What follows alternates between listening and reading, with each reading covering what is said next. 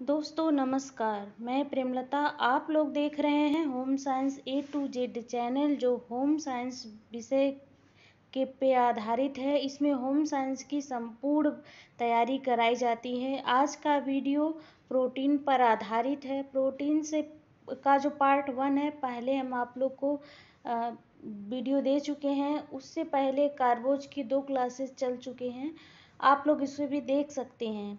पिछले वीडियो में हम लोगों ने पढ़ा था कि प्रोटीन क्या होता है, किस तरह अमीनो अम्ल से मिलकर बनता है, और प्रोटीन के कितने प्रकार होते हैं और अमीनो अम्ल के कितने प्रकार होते हैं। ये सारी चीज़ें हम लोग पढ़ चुके हैं।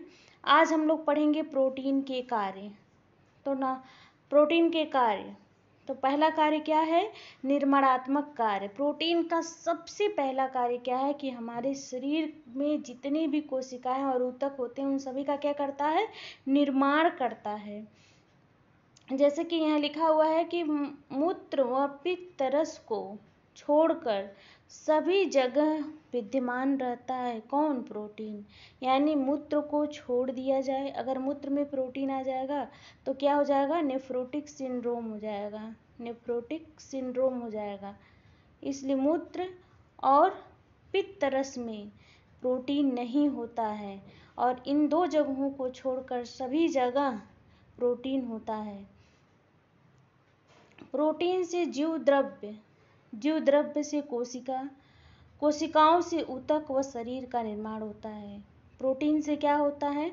जीव द्रव्य बनता है, और जीव द्रव्य से कोशिकाओं का निर्माण होता है, कोशिका से ऊतक बनता है, और ऊतक से शरीर बनता है। यानी कि हम सब क्या है? प्रोटीन से बने हुए हैं।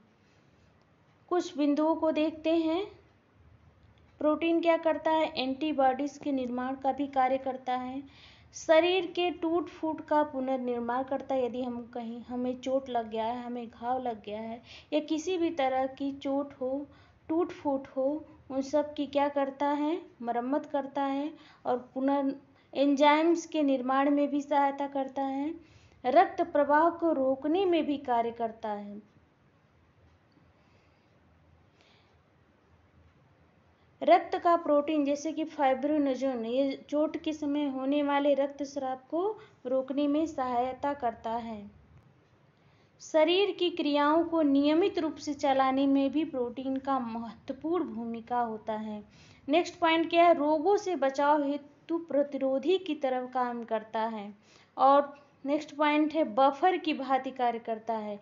यानी कि शरीर के में आवश्यकता से अधिक या कम बनने पर शरीर की पीएच वैल्यू स्थिर या एक समान बनी रहती है।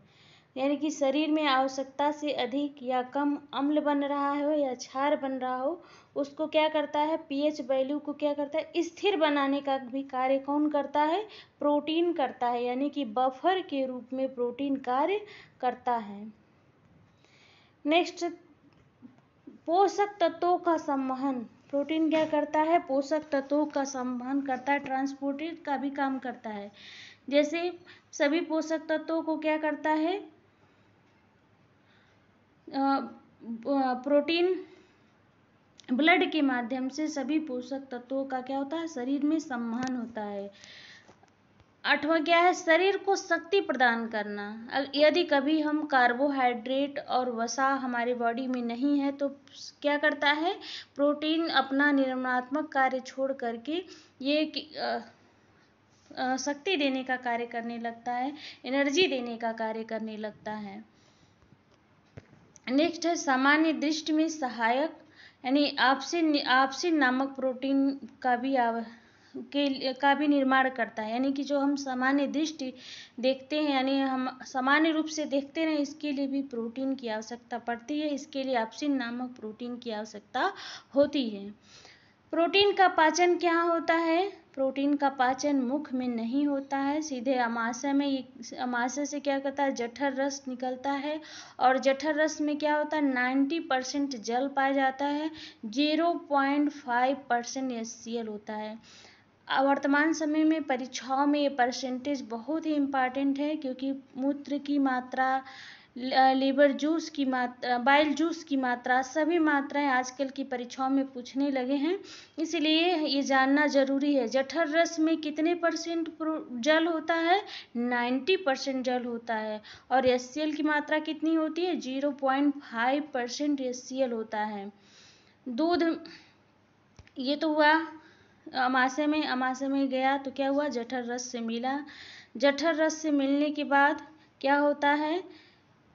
यानी HCl से मिलने के बाद क्या होता है? रेनिन की प्रक्रिया करके क्या करता है? दही बनता है। जठर रस, दूध जो है HCl प्लस रेनिन के मिलने से क्या बनता है? दही बन जाता है, यानी कि दूध फट जाता है। उसके बाद प्रोटीन क्या होता है?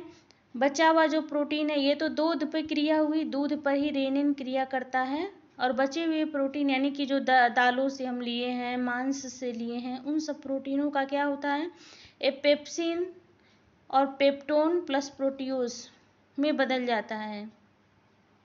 उसके बाद पक्वाशय में प्रोटीन पहुंचता है और जठर रस के साथ कायम के रूप से पक्वाशय में पहुंचकर पक्वाशय में भित्ति कोशिकाओं में ये 3 प्रकार के एंजाइम यानी सिक्रेटिन, पेंक्रियोमाइजिन और कोलेसिस्टोकाइनिन यहाँ मिलते हैं। कौन कौन सा मिलता है यहाँ पे? सिक्रेटिन, पेंक्रियोमाइजिन और कोलेसिस्टोकाइनिन, 3 प्रकार के एंजाइम यहाँ मिलते हैं। जठर रस में पहुंचा, जठर रस के साथ क्या हुआ? मिल करके जो भी हमारे प्रोटीन है या जो भी HCl के साथ मिल करके जो हमारा जो भोजन है, और जठर रस के साथ मिल करके क्या निर्माण करता है? कायम का निर्माण करता है। उस प्रोसेस को लुगदी बनती है, उस लुगदी को हम क्या कहते हैं? कायम कहते हैं। लुगदी, जैसे आटे की लुगदी बनती है या कागज की लुगदी बनती है, उसी तरह ये लुगदी बन जाता है, जिसे क्या कहते हैं? कायम कहते हैं। अब कोलेसिस्टोकाइनिन पित्त रस निकलने का संकेत देती है। यहाँ से जो पक्वाशय में 3 प्रकार के एंजाइम निकल रहे थे, उसमें से कोलेसिस्टोकाइनिन ये क्या करता है? पित्त रस निकलने का संकेत देता है, तथा सेक्रेटिन और पेंक्रोमाइजिन रक्त परिसंचरण द्वारा अग्नाशय को उत्तेजित करता है। अग्नाशय को क्या करता है? उत्तेजित करता है। अब क्या हुआ? अधपचा प्रोटीन, अभी तो पूरी तरह से नहीं पचा हुआ है। अधपचा प्रोटीन क्या आ जाता है? अग्नाशयिक रस की उपस्थिति में ट्रिप्सिन बनता है, फिर पॉलीपेप्टाइड प्लस अमीनो अम्ल में बदलता है। काइल क्या होता है? काइल पक्वाशय में भोजन अधिक तरल हो जाता है, उसे क्या कहते हैं? काइल कहते हैं। और कायम किसे कहते हैं? जब HCl की मात्रा और जठर रस के साथ एक लुगदी बन जाता है तो उसे क्या कहते हैं? उसे कायम कहते हैं। लेकिन वही लुगदी जब और तरल पदार्थों के साथ मिल जाता है तो उसे क्या कहते हैं? काइल कहते हैं। काइल और कायम में अंतर समझ में आ गया होगा। जब प्रोटीन शेषांत्र में पहुंचता है तब क्या होता है? शेषांत्र में भोजन आता है तो उसमें आंत्ररस यानी इरेप्सिन पाया जाता है। क्या मिलता है? आंत्ररस, जिसे कि शेषांत्र से निकलने वाले रस को आंत्ररस कहते हैं। उसका उदाहरण क्या है? इरेप्सिन। क्या उदाहरण है? इरेप्सिन। आंत्ररस क्या है? इरेप्सिन निकलता है, जो भोजन को क्षारीय कर देता है। अभी जब अमाशय में भोजन मिला था तो क्या था? HCl के कारण क्या था? अम्लीय था, लेकिन इरेप्सिन मिलने के कारण भोजन क्या हो जाता है? क्षारीय हो जाता है। इरेप्सिन क्या करता है? पॉलीपेप्टाइड पर क्रिया कर अमीनो अम्ल में परिवर्तित कर देता है। पॉलीपेप्टाइड, पहले जो प्रोटीन की जो भोजन हम किए उसकी प्रकृति क्या थी?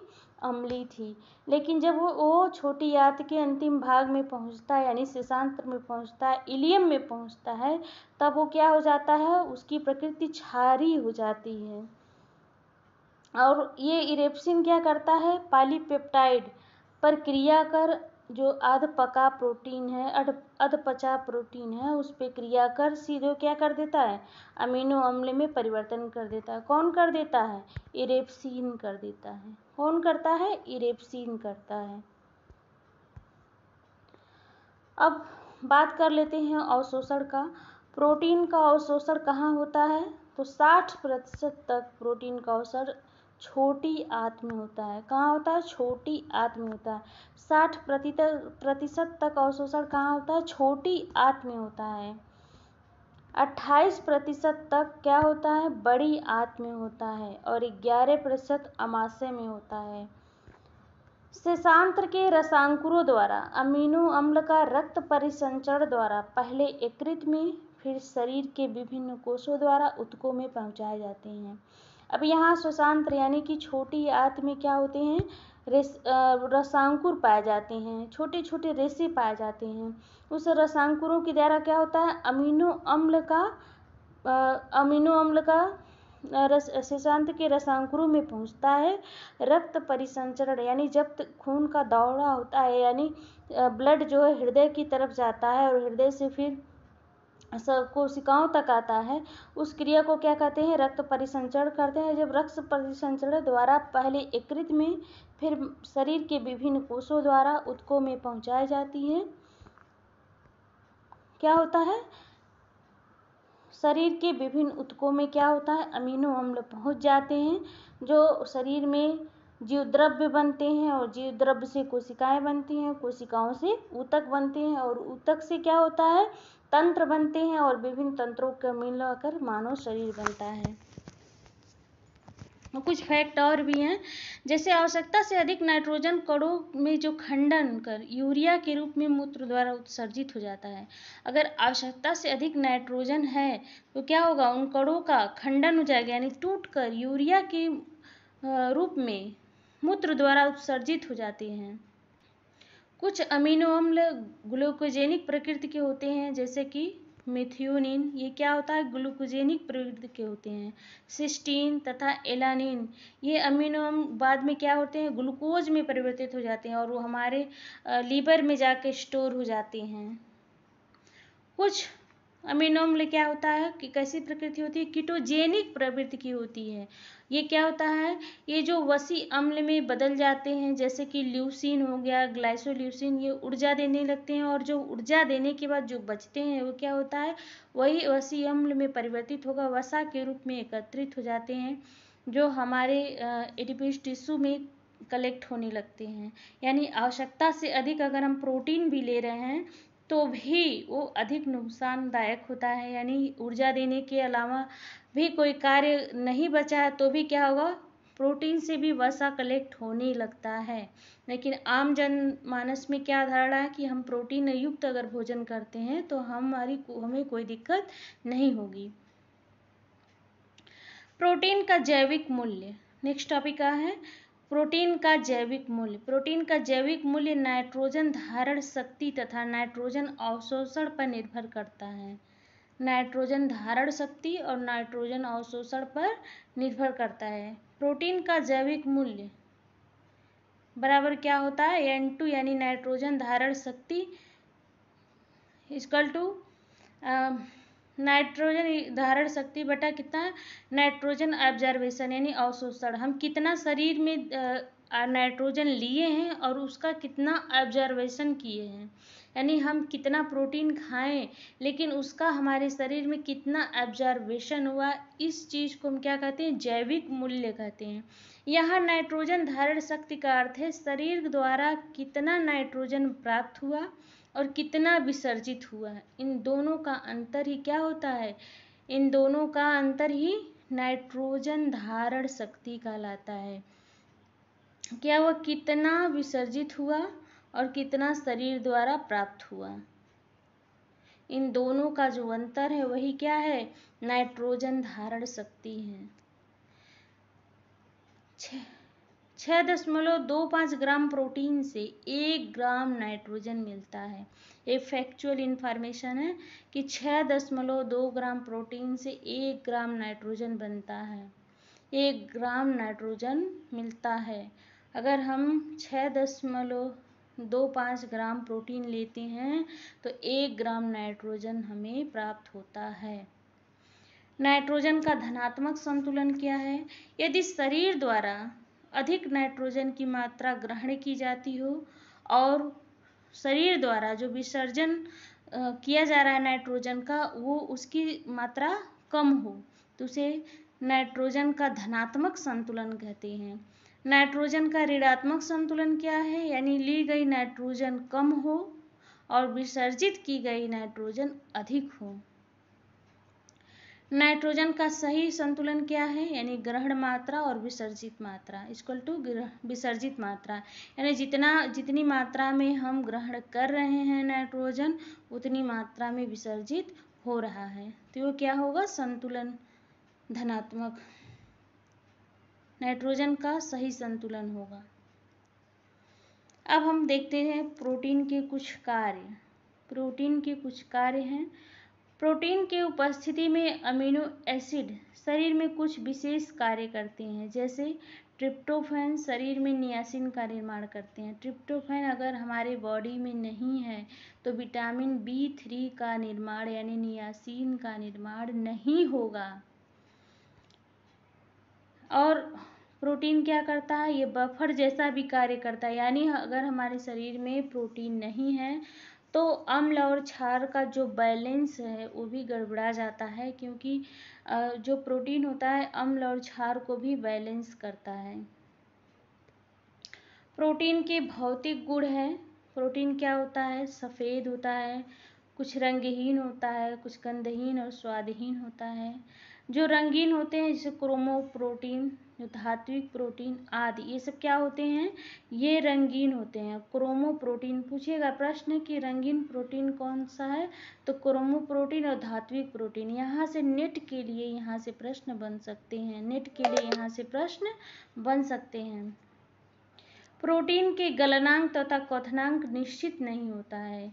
जल, ईथर तथा एल्कोहल में अविलेय होता है। हीमोग्लोबिन व न्यूक्लियोप्रोटीन दक्षिण ध्रुवण गुणक हैं। समन्वय बिंदु यानी अम्लीय तथा क्षारीय दो गुण होते हैं।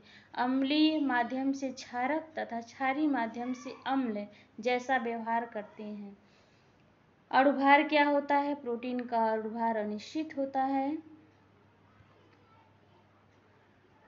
प्रोटीन ठोस अवस्था में पानी अवशोषित कर प्रोटीन जेल में यह गुण पाया जाता है, जिसे प्रोटीन का न्यूट्रिफिकेशन कहते हैं। प्रोटीन का न्यूट्रिफिकेशन कहते हैं, यानी प्रोटीन का गुण क्या है कि प्रोटीन ठोस अवस्था में पानी में अवशोषित कर प्रोटीन को जेल में क्या करती है, परिवर्तित कर देती है। प्रोटीन का विकृतीकरण, ये क्या है, प्रोटीन को गर्म करने पर अनुत्क्रमणीय अवक्षेपण होता है। अनुत्क्रमणीय अवक्षेपण होता है, जैसे अंडे का एल्बुमिन गर्म करने पर क्या होता है, स्कंदित या विकृत हो जाता है। प्रोटीन के कुछ भौतिक परिवर्तन भी हैं, जैसे प्रोटीन के अणुओं की विसरण गति कम हो जाती है। प्रोटीन के अणुओं के मूल आकार भी बदल जाते हैं। कुछ रासायनिक परिवर्तन भी हैं, जैसे सिस्टीन का सल्फाइड्रिल समूह या टायरोसिन का फिनाइलिक समूह और पेप्टाइड बंधनों का कीटोन समूह में परिवर्तन हो जाना। कुछ जैविक परिवर्तन भी होता है प्रोटीन का, जैसे प्रोटीन के प्रतिजनीय या प्रतिरक्षी कार्य परिवर्तित हो जाते हैं और कुछ एंजाइम में परिवर्तित हो जाते हैं। लवणक्षेपी होता है, यानी जो प्रोटीन है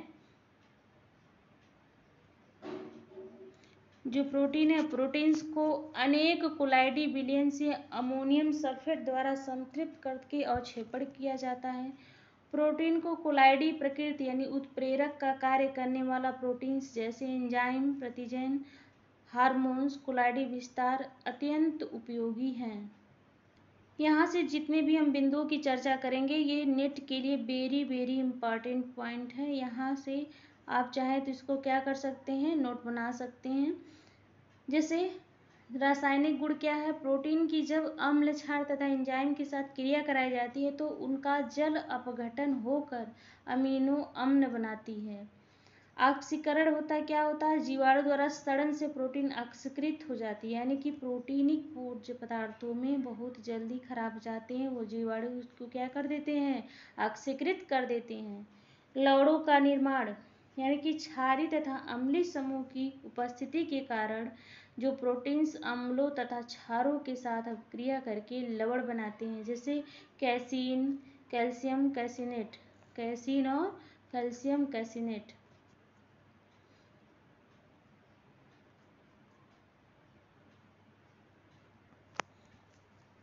अब हम यहाँ देखेंगे, अगर हम नाइट्रस अम्ल के साथ क्रिया कराते हैं तो क्या होता है। नाइट्रस अम्ल की क्रिया से उसका हाइड्रोक्सिल समूह से प्रतिस्थापन हो जाता है और नाइट्रोजन गैस के रूप में मुक्त हो जाती है।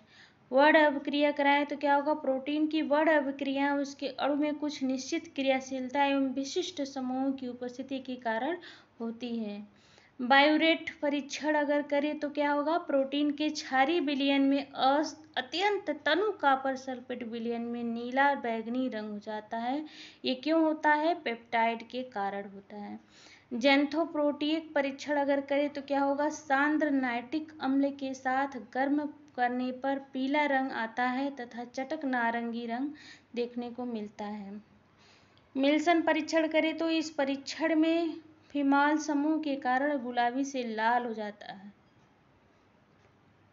ये तो हम लोग पढ़े हैं प्रोटीन पे किन किन परीक्षणों को किया जाता है और उसके क्या परिणाम देखे जाते हैं। आप लोगों का अधिक समय न लगे इसलिए हम थोड़ा सा वीडियो को स्पीड के साथ बता रहे हैं ताकि आप लोग इसका चाहे तो पॉज करके नोट बना सकते हैं, जो नेट आने वाली नेट की परीक्षाओं के लिए काफ़ी महत्वपूर्ण है। आइए हम लोग देखते हैं प्रोटीन की कमी। प्रोटीन की कमी से क्या होता है। सबसे पहला होने वाली बीमारी क्या है। क्वासियोकोर क्वासियोकर क्वासियोर शब्द घाना के गा ट्राइब इसका से बना है, जिसका अर्थ क्या होता है। जब नवजात जन्म लेता है तब पहले बच्चे का बीमार होना, यानी कि दूसरे बच्चे के जन्म पर पहले बच्चे का बीमार होना ही इसका अर्थ होता है। इसकी खोज सबसे पहले किसने की थी। 1933 में सिसिली विलियम ने की थी। किसने की थी। 1933 में सिसिली विलियम ने की थी। लक्षण क्या है। क्वाशियोकोर के लक्षण क्या है। वृद्धि न्यूनता मिलान करने के लिए देता है, इसलिए इसको ध्यान से देखिएगा। वृद्धि न्यूनता यानी कि मुख्य लक्षण क्या है। वृद्धि में कमी होने लगती है। नेक्स्ट क्या है। भूख में कमी यानी बमन एवं अतिसार क्वाशियोकोर के खास लक्षण हैं। बमन हो, अतिसार हो, भूख में कमी हो तो इसके खास लक्षण हैं। सूजन पहले पंजों तथा पैरों में सूजन आती है। इसके पश्चात अन्य भाग जैसे जांघ में, हाथ में, मुख में सूजन आती है। पेशियों की क्षति। प्रोटीन की लंबे समय तक आहार में कमी होने पर एपिथेलियम ऊतकों का ह्रास हो जाता है, यानी पेशियों की क्या हो जाती है। क्षति हो जाती है। नेक्स्ट क्या है। त्वचा एवं बाल के रंगों में क्या हो जाता है। परिवर्तन हो जाता है। त्वचा कैसी हो जाती है। रूखी हो जाती है, खुरदुरी हो जाती है, चकत्तेदार हो जाते हैं। ये चकत्ते लाल रंग के होते हैं तथा पेट, जांघ, पीठ और शरीर केंद्र पर अधिकतम उपस्थित होते हैं। नेक्स्ट लक्षण क्या है। रक्तहीनता एनीमिया। रक्तहीनता हो जाती है और लौह लवण फेरिक अम्ल की कमी हो जाती है। नेक्स्ट है विटामिन की कमी, यानी कि विटामिन B12 की कमी से क्या होगा। स्टोमेटाइटिस एवं मुंह में अल्सर जैसे घाव हो जाएंगे।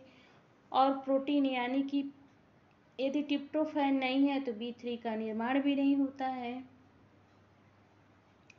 शरीर प्रतिरोधी कोशिकाओं यानी एंजाइम्स और हार्मोन्स की सबकी कमी हो जाती है। Food and nutritional board America ने प्रोटीन की कमी से 3 रोगों का वर्णन किया है। इन्होंने क्या किया। हंगर ओडिमा, फिलाग्रा और यकृत के पोषण संबंधी रोग। वेरी इंपॉर्टेंट पॉइंट है कि food and nutritional board America. कौन। Food and nutritional board America. ये क्या किया है कि प्रोटीन की कमी से हमें निम्न रोग हो जाता है। सूखा रोग। सूखा रोग के कारण क्या है। कैलोरी एवं प्रोटीन इन दोनों के कारण से क्या होता है। सूखा रोग हो जाता है, यानी जिसको क्वाशियोकोर भी हुआ यानी प्रोटीन की कमी हो जाए और उसके साथ साथ कैलोरी भी न मिले तो क्या होगा। सूखा रोग हो जाता है। इसमें क्या होता है। सूजन समाप्त हो जाता है। मेरास्मस शब्द ग्रीक शब्द की उत्पत्ति है जिसका अर्थ है टू वेस्ट। इस अवस्था में ऊतकों एवं मांसपेशियों की क्या होती है। क्षति हो जाती है, वेस्ट हो जाती है। कार्बोस तथा वसा का क्षय होने लगता है। सूखा रोग के कुछ लक्षण हैं। यकृत बढ़ जाता है जिसके कारण पेट बाहर निकला रहता है। यकृत बढ़ जाती है जिसके कारण क्या होता है, पेट बाहर दिखता है। भूख कम हो जाती है, शरीर भार का होता है, कम हो जाता है। डायरिया भी होती है, पानी की कमी से त्वचा सूख जाती है और साथ साथ क्या होता है, एनीमिया होता है। और एक मरास्मिक क्वाशकोर, पहले हम क्या देखें, क्वाशकोर, फिर मरासमस और फिर क्या है, मरासमस क्वाशकोर यानी मरास्मिक क्वाशकोर। इसमें ग्रसित बच्चों में मरासमस एवं क्वाशकोर दोनों के लक्षण दिखाई देते हैं। साथ ही आंत एवं श्वसन तंत्र में संक्रमण के लक्षण उत्पन्न होते हैं। यानी अगर मरासमिक क्वाशकोर हो गया तो क्या हुआ, आंत एवं श्वसन तंत्र में संक्रमण के लक्षण उत्पन्न हो जाते हैं। कहाँ पे संक्रमण होता है, आंत में होता है और श्वसन तंत्र में होता है। इसी प्रकार एक शिशु यदि पोषणहीनता में मरासमस से पीड़ित हो तो क्वाशकोर रोग हो जाता है। अब हम लोग देखेंगे नेक्स्ट पॉइंट यानी आरडीए क्या है। आरडीए 2020 के अकॉर्डिंग जो आवश्यकता है, आरडीए 2020 के अनुसार प्रोटीन की आवश्यकता, इसको हम लोग नेक्स्ट वीडियो में देखेंगे। आज बहुत हो गया। आशा करती हूँ आप लोगों को वीडियो अच्छी लगी होगी, लेकिन आप लोग लाइक नहीं करते हैं तो इसका मतलब, खैर आपने वीडियो देखा, थैंक यू सो मच।